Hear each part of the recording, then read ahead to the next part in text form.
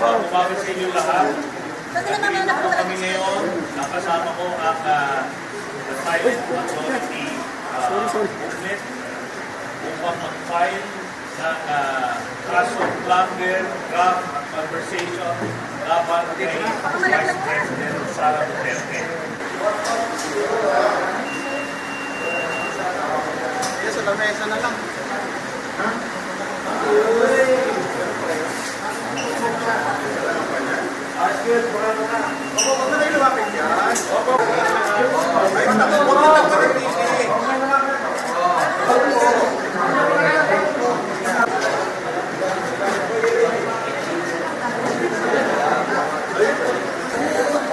So, we will ask you, please set this up para you can have your pictures and your videos so that the complainants can come here.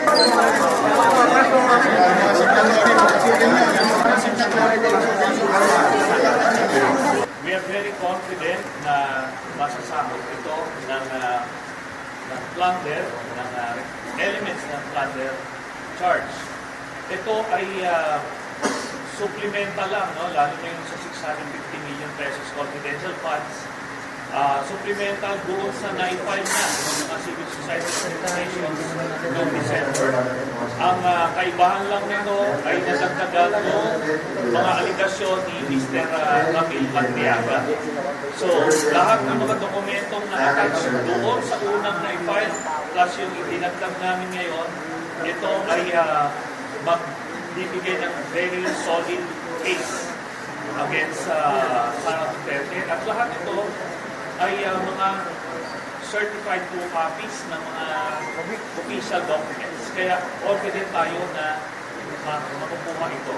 At bukod pa riyan, marami pang iba pang mga charges ng draft na napakaliwanag na violation ni Sara Duterte. So dito ka natin makikita kasi ito nung lumabas yung Quadcom hearings, hindi nabigyan ng emphasis. Sa sobrang dami ng mga anomalya, hindi nabigyan ng emphasis. Pero ngayon, dahil dito sa complaint na na-refile ngayon namin, sama ang the silent majority, ay pinapakita natin, hinihimay natin isa-isa na mga nakaligtaan ng publiko at ng video. Sir, the Vice President remains very popular for us. Not the Vice President, very more popular than the President. Despite his complaints of plunder, grass, conversation, ano yung dahilan?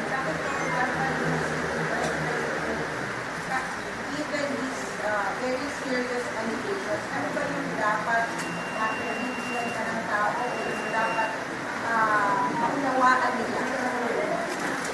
Ang primary reason kung bakit popular pa rin siya ay dahil hindi kilalang lubusan ng mga Pilipino yung tunay na pagkatao ni Sara Duterte. Dahil talagang binabaha nila ng fake news at mga trolls nila yung social media na naging pangunahing source ng impormasyon ng mga kababayan natin. At ito nga, isang paraan ito na para ma-expose yung iba't ibang insidente ng pangungurakot at iba pang anomalya na ginawa ni Sara. At hopefully, mamulat sila. At dagdag ko lang na kahit relatively more popular siya, but compared nung unang walang mga ganitong lumabas na anomalya, ay di hamang na bumaba na rin ang kanyang mga numero. Ibig sabihin nun, talagang maraming namumulat. At papatuloy namin yung pagmumulat sa mga kababayan natin. Hindi ito biro na aligasyon lang. Pag nag-file ka ng complaint, ibig sabihin nun, solid yung mga ebidensya binibigay mo. Hindi lang itong gagawa ka ng isang video sa social media, mag-akusa, kagaya ng ginagawa nila sa amin. Ito, kaso talaga. At sana, marami nang mamulat. Nagkakaroon na ng pag-isip. Nagkakaroon ako ng pag-isip para kaliwat ka na yung pag-isip ng mga kaso sa different government officials. So, bakit po sa tingin ko kailangan na mapanagot yung mga government official na katulad ni Vice President Sara Duterte dito po sa mga alleged anomalies na yun sa Department of Justice? Unang-una, hindi tayo naniniwala na meron ng fatigue yung taong bayan sa mga kasong pinafile. In fact, mas gusto nila na meron mga nagpa-file ng kaso para na i-expose yung mga tiwali na opisyal. At para lang ma-highlight natin ito kung gaano kabigat yung kaso na ipinail namin ngayon, kung ikukumpara natin yan dun sa ipinail na kaso at nakapagpakulong kay former Senator Pong Revilla, 90 million pesos na flood control project ang basihan nun. Pero bago lang yun na i-file. Pero ito, last year pa ito lumabas at yung mga aligasyon ko yung iba nga 2016 pa. Pero hindi tinututukan. Bilyon-bilyon ito. Bilyon-bilyon na pagnanakaw. At doon nga, dito sa pamamagitan nito, kaya nananawagan din tayo kay Ombudsman na Boying Duluya na bigyan ng atensyon. Itong mga kasong ipinail na ito, mas malaki, dihamak na pagnanakaw itong ginawa.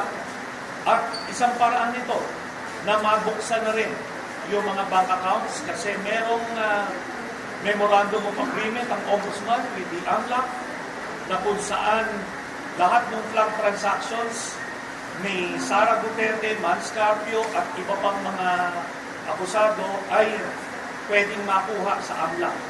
Dito makikita yung nakita na natin noon. In fact, may kopya na yung Ombudsman noon na bilyong-bilyong piso ang laman ng pera ng accounts ni Sara Duterte. At yung iba pa rito, yung daan-daang milyon dito, galing sa drug lord.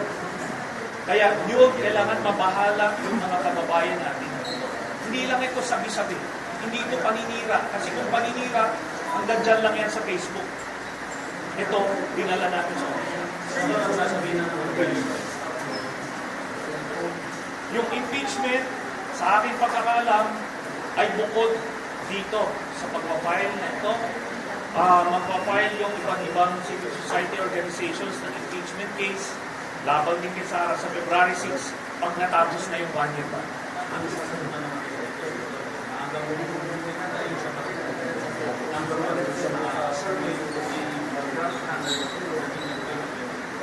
Ganyan na rin po yung sinabi nila nung iniimbestigahan namin si Vice President Binay. No? Pinapakilala ko lang sila sa taong bayan ng mga tiwali ito na hindi pwede kasi boboto na naman tayo ng mga tiwali. Di ba? Pag inakusahan na natin ng magnanakaw, ito may ebidensya ito, tapos binoto mo pa rin magnanakaw, tapos pag ninakawan ka, dahil binoto mo, huwag ka magreklamo kasi alam mo na magnanakaw sinabihan ka na binoto mo pa rin, tapos pag nakawa ka, lululukin mo na lang yun. Kaya ayoko umabot tayo sa gano'n. Dito na ngayon, nasa kamay na ng Ombudsman para mapatunayan na totoo yung aming mga aligasyon.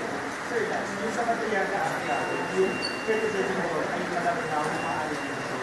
Meron po ba kayong mga support material sa yung portion ng Madriaga allegation, doon sa pagbigay ng pera ni Colonel Nolasco sa kanya at binigay mo saan. Yung documentary evidence doon, kasama na yung doon sa naunang na-file na plunder case noong December. Kasi yun yung mga Mary Grace Piatos at kung ano-ano mga anomalous spurious documents na ginamit para i-clear yung confidential funds. Yung confidential funds ni Sara na kasama sa aligasyon natin dito, 2.7 billion pesos yun nung siya ay mayor. So nagsimula yung nakawan ng mayor pa lang siya. Kaya makikita niyo yun, pag i-match niyo yun sa bank accounts niya, talagang sakto. At meron pang dagdag kasi nga tumatanggap sila sa isang drug lord. Siya ay mayor.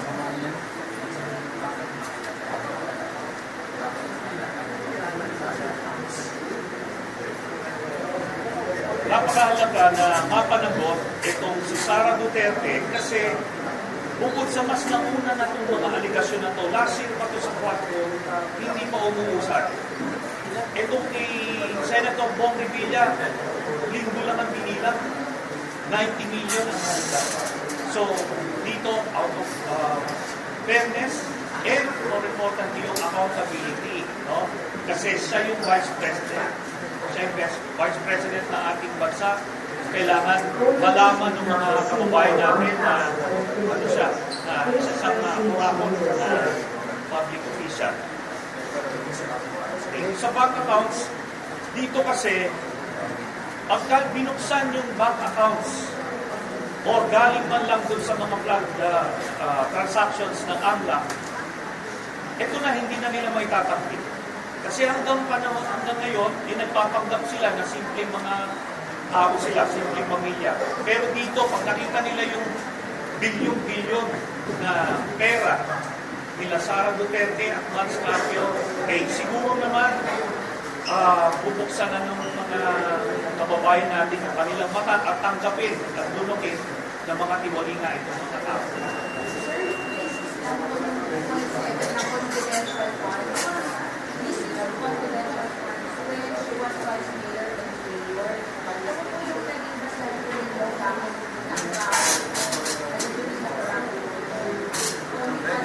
I understand kung how they find only cover confidential funds niya as PE and get secretary. Meron ng earlier notice of disallowances dahil ghost employees ang ginagamit nila pang-clear nitong confidential funds. Meron mga COA reports, accordingly, ni-report na ito sa media, open source na ito. Tapos meron ding mga statements si Edgar Matubato at meron pa siyang payslip na isa sa mga ghost employee ng Davao City. So, kahit mag-random check tayo 11,000 employees